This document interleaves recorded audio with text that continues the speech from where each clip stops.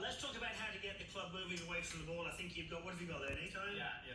Let's talk about how to get the club moving, things you two work on, things that you've worked on in your career, please. Yeah, for sure. So the one thing that Michael's always drilled into me from a very young age is how you start your golf swing basically sets up how the swing's going to be the whole way through. So I think takeaway is I would say probably the most important part of the swing for me. It's the one that I focus on more than anything else. And that's something we've talked about for a long, long time. Let me just ask Michael there. So obviously you've been such an enormous influence on this young man, but where did you get that thought that the takeaway was so important? You're a good player in your own right, that I know, but where did that come from for you about getting those, once you set up those first few feet of the backswing correct, where did that come from? When I was very young, the first book I got was a Jack Nicklaus book, Best Way to Better Golf, small pencil drawing book. And that was one of the things that really struck me, was that Jack Nicklaus said, swing follows the takeaway. So it sort of made me think, that this is what you've got to do. And I looked at the way he took the club back. Very simple, nothing changing in the first 2 or 3 feet. Just move it back with the body, keep the left arm and shaft together, and that's where I learned that. So nothing changes in the takeaway, move it back with the body. Talk us through that, please. Yeah, so and it's actually, Michael talks about Jack. I see Jack quite a lot over at the Bears Club, and he always comes up to me when I'm on the range working on stuff. And I work on my takeaway quite a bit, and one of the things he told me was razor blades. So he said, think of razor blades sort of just above your hands here.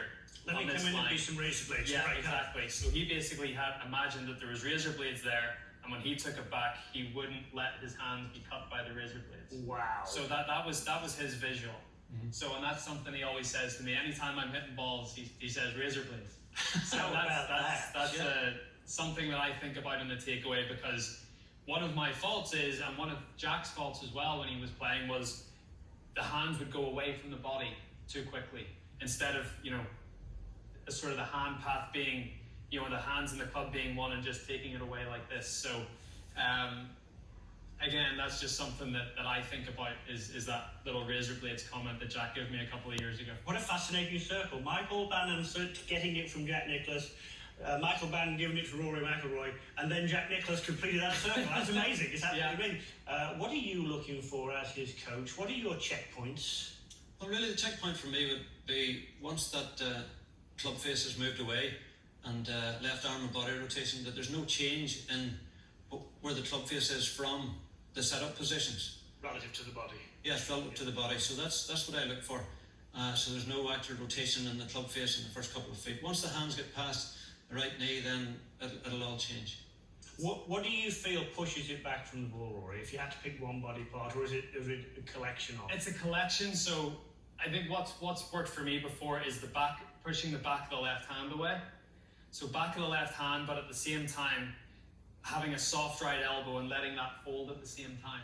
That is, to me, the perfect takeaway, because this all works back together, but that right arm starting to soften and fold and let the club work up into the top of the swing position. I think that's wonderful, because some people have this idea of a rigid triangle, what you and I would call a snooker rack, where you put the triangle in there, and it's like, I think that works well for wedges and for short shots and pitching and chipping, but for a full swing, there needs to be some softness in there and some flow, and that right elbow has to work the right way. For Bannon and McIlroy, what does width mean at the top for you two? Well, the width for me is consistency. That it shows me that there's nothing really breaking down. That when you go back here, you've got your body and your arms connected. And it's actually one thing that we actually worked on in 14, Rory, if you want to mention that. We talked a little bit about the connection between the body and the...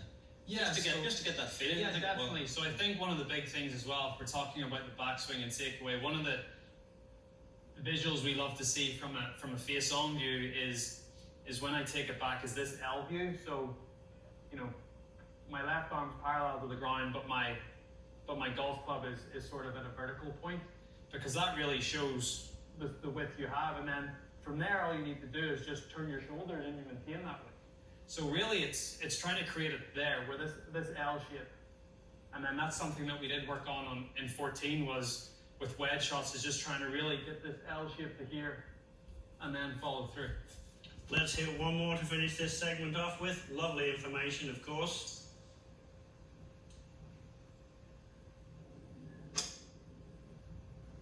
Another terrific shot, Michael. Shot, Let's join yeah. you on star, Stuart.